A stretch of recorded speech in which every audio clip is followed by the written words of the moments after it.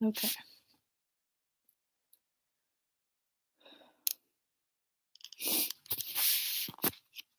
My name is Kelly Orengo, and I'm doing this live stream because, well, first, I don't have much data or space on my phone or computer to record, so this is my only option. But um, what I'm going to talk about my experience. I'll put this down here. I'm going to talk about my experience being a college student with clinical depression. I'm not going to get into whole details about my diagnosis, but I have been diagnosed with clinical depression and anxiety when I was 14 or 15, and I'm 21 years old right now. Um, I'm bringing up this situation because, well, first of all, it's important to me. It's been a part of my life for ever since I can remember. Um, and there's some things that need to be worked on in the Department of Education, universities, and their mental health team, or whatever they have, counselors, etc., that are supposed to deal with students who are mentally ill or students who have general stress and anxiety can also learn from this in case they have similar situations or are confused about things, have friends who are dealing with the same thing. So I'm going to start off with how this all began, really. So in fall of 2016, I took a semester off because I had a really bad breakup that I had a really bad breakup that triggered a really bad depressive episode, like one of the worst that I've had. And that was in 2016. That was my first sophomore semester, so it was my fall semester of my second year of my sophomore year in college. I took the semester off because I could not do any work. I noticed that I had usually when the semester starts, I'm very committed, I'm very enthusiastic, I am excited. I'm anxious, but it's like the good type of anxiety or the good stress where, you just want to do well. I didn't have that. I was suffering the moment I started school. And then that breakup at that time was very triggering and very hurtful. And so I took the semester off. It was probably the best thing I could have done. It was really scary at the moment. My parents were really worried and disappointed. My mom was mad, but then she kind of figured out that that was the only option. So, where was I? So, I went back the spring of 2017. And it's not easy. It wasn't easy. I knew it wasn't going to be easy to go back to school because of financial aid, um, paying back financial aid because they took away my money since I wasn't doing a semester. So I had to advocate for myself and do my own research. And I was talking to my school about what would be the best option. And they didn't really give me much because for me, it was like, how do I tell someone that I'm extremely depressed so I can't go to school? I mean, it's easy to tell someone that, but at the moment, it was really hard because I didn't know how to handle it. That was also So the fall of 2016 was also when I went back into therapy after about a year and a half, 2 years after high school. About a year and a half, yeah. And that helped me a lot to understand that, I still needed work done. My depression was very much still present and, like, controlling me. Um, and I went back spring of 2017.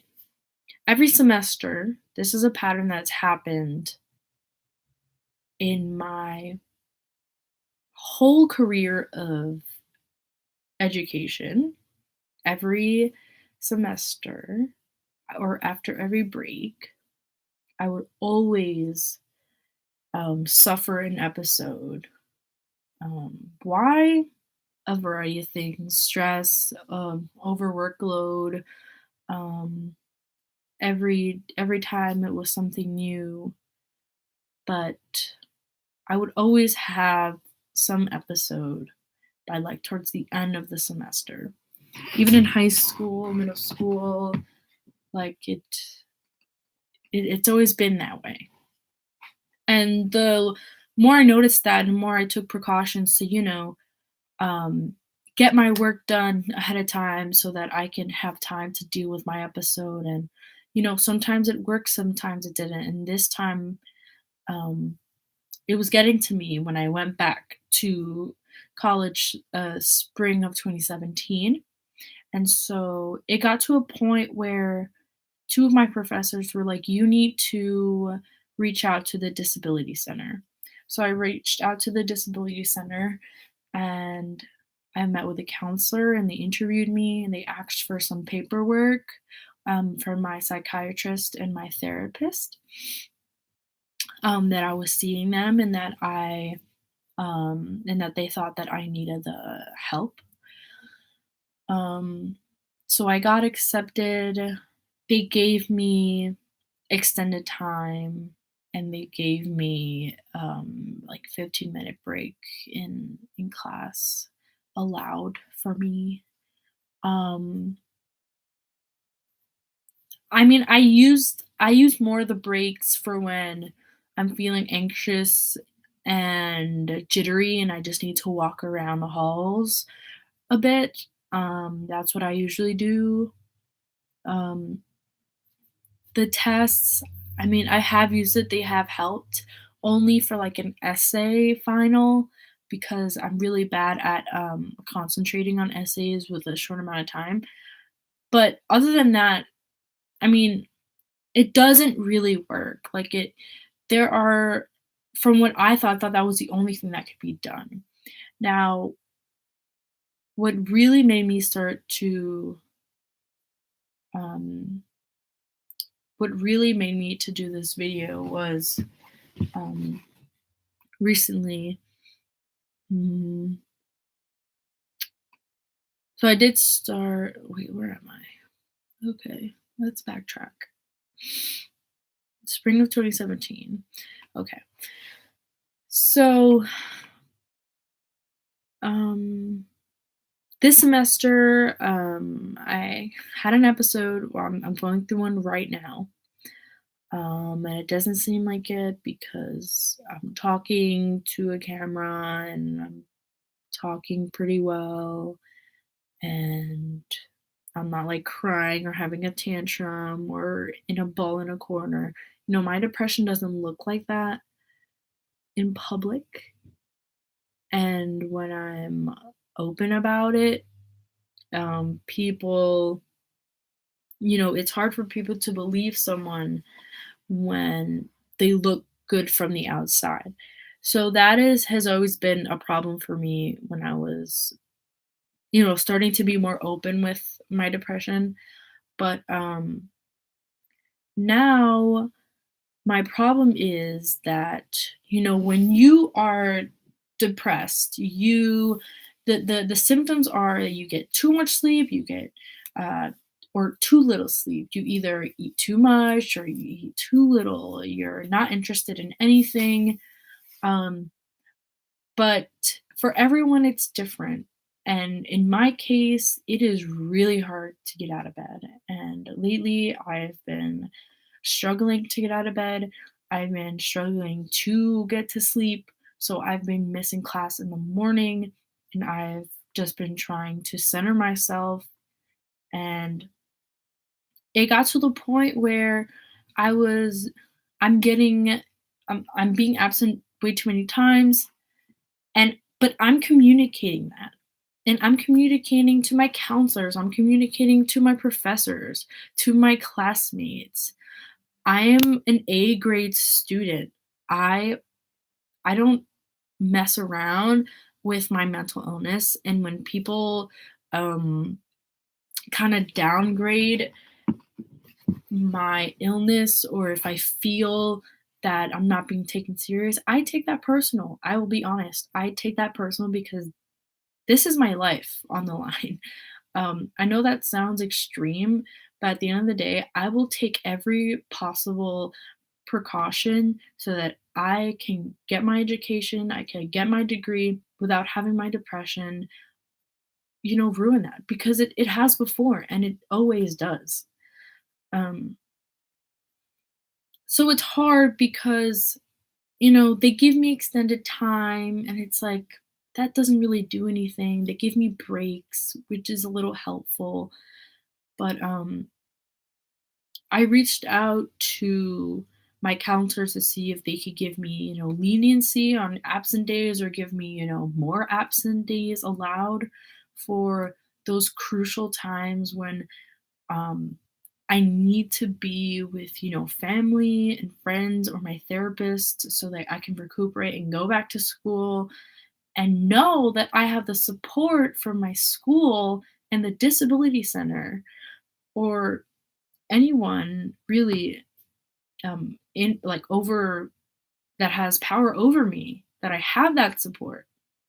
So I don't have to worry and freak out and have panic attacks every time I'm absent, because I don't want to have to go through that at school with my classmates while I have to write and read and complete assignments. And it's tiring, it's exhausting. Um yeah. So right now, I'm in this really hard position where I don't know what to do.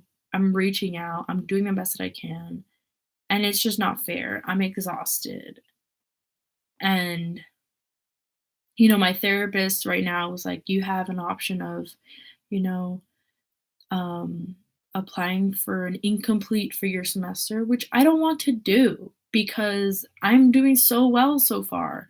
And right now, it's falling apart just because my brain is just in like, it's just crap. It's really just crap right now. I can't even think for myself. I'm like crying on the way home. Um, you know, all those symptoms, like, it's getting to me. And people say, you're strong and you got this, and it'll go over. But it's just like, in the moment, I don't want to feel this way, and I don't wanna deal with anything feeling this way. It's the worst feeling. Um,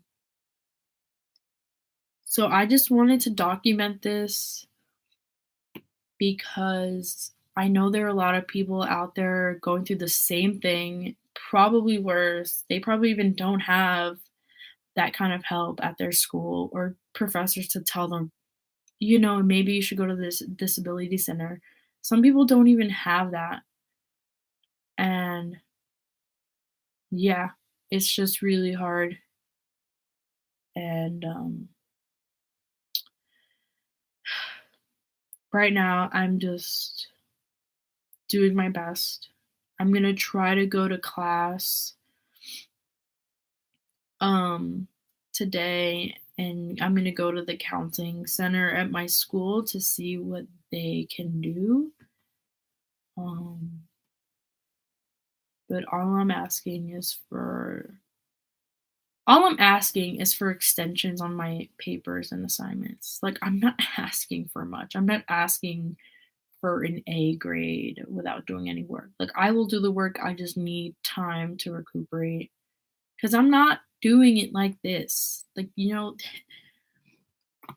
there's only so much a person can go through, and I'm just exhausted, and I'm tired of going through this cycle over and over again and being my own advocate. Like, it's tiring. Like, how do you expect me to defend myself when I'm literally going through a lot of pain and confusion and, like, self-hate, you know? Yeah. So, um, maybe I'll update, maybe I won't. I don't know. I just know that I wanted to document this because it's important for me. So, yeah.